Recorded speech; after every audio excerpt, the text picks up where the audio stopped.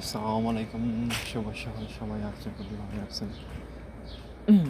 সবাই যে যেখানে আছেন সবাইকে অনেক অনেক ধন্যবাদ। হচ্ছে সৌদি আরব সকাল একদম দৃশ্য, সকাল সকাল যাওয়ার ছিল কাজে আজকে, কিন্তু আজকে কালকে থেকে শুরু হবে এটি। সো এই মুহূর্তে যাচ্ছি খাওয়া দাওয়া করার জন্য। একদম ভোরের ডাক সবচেয়ে অনেক সুন্দর, পাখিগুলো চিকচিক চিকচিক করে।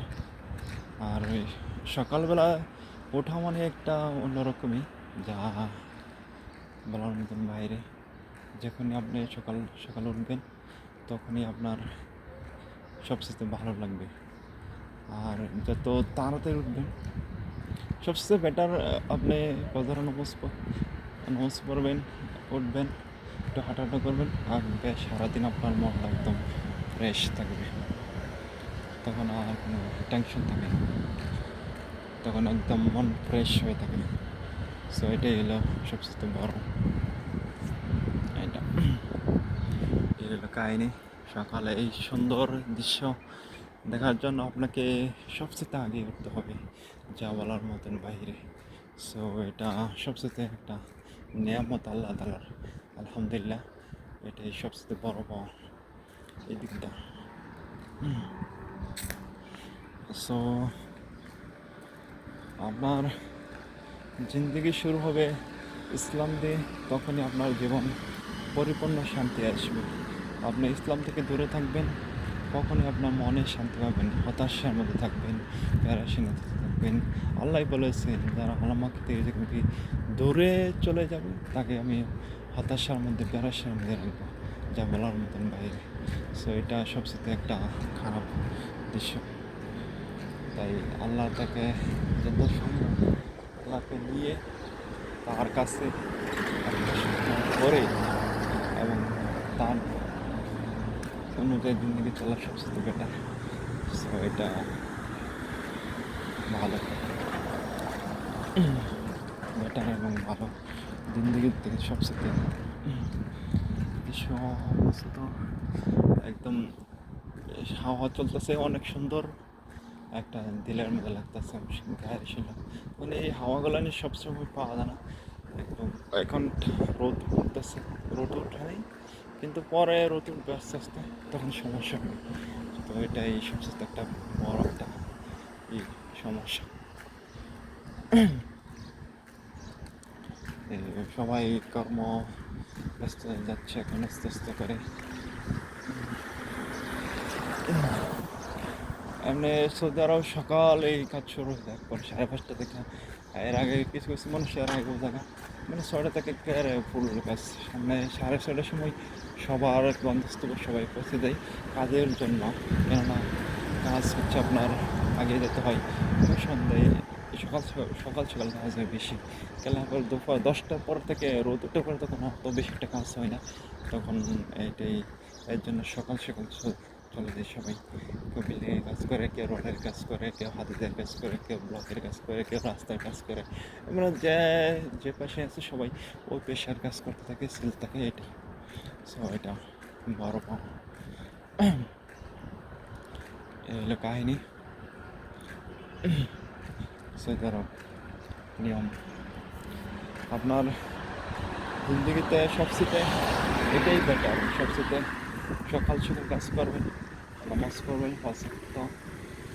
সকালবেলা উঠেই নামাজ পড়তে যাবেন, আল্লাহ শুরু করে দেবেন, বিসমিল্লাহ করেই আপনার জিন্দগিতে অনেক বরকত, আরামদায়ক শুরু হয়ে যাবে।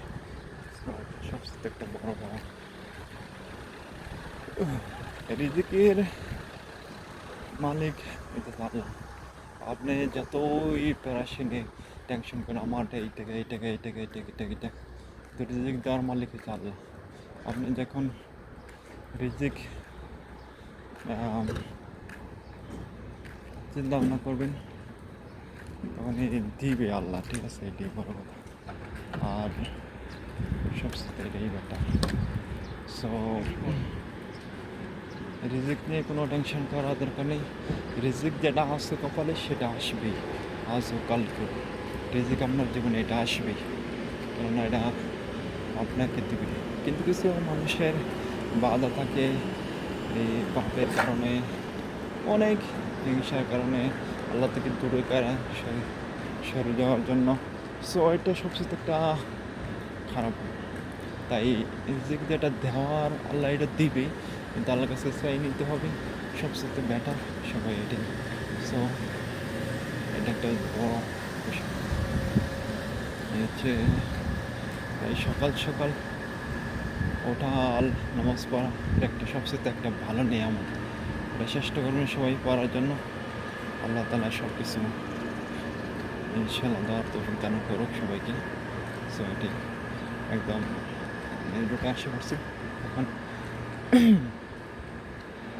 সবাই বিল্ডিং এখানে আর সবাই এসে চালাচ্ছে, এটাই আর মেন রোডে না, মেন রোডটা এটা গেছে মোটামুটি গাড়ি ছিল, এটাই বড় এটা হচ্ছে।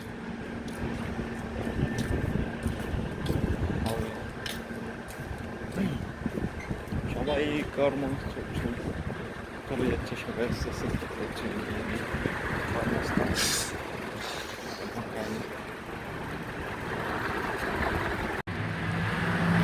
হচ্ছে সকালের দৃশ্য সৌদি আরবের। সবাই এখন গাড়ি পার্কিং করতে আসছে এখানে, তাই নাকি।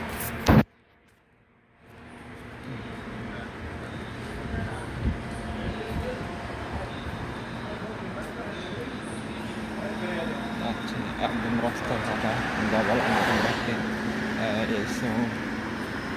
এই হচ্ছে রাস্তার ফাঁকার দৃশ্য সৌদি আরব। ওরা সে হলে সে দিচ্ছে রাস্তার মধ্যে।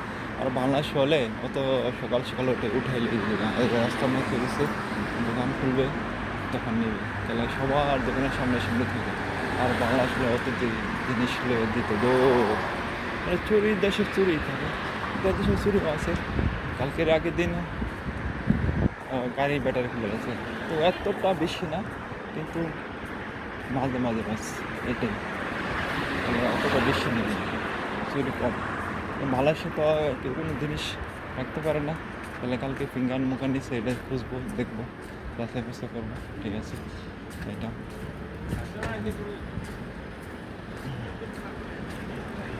কাহিনী।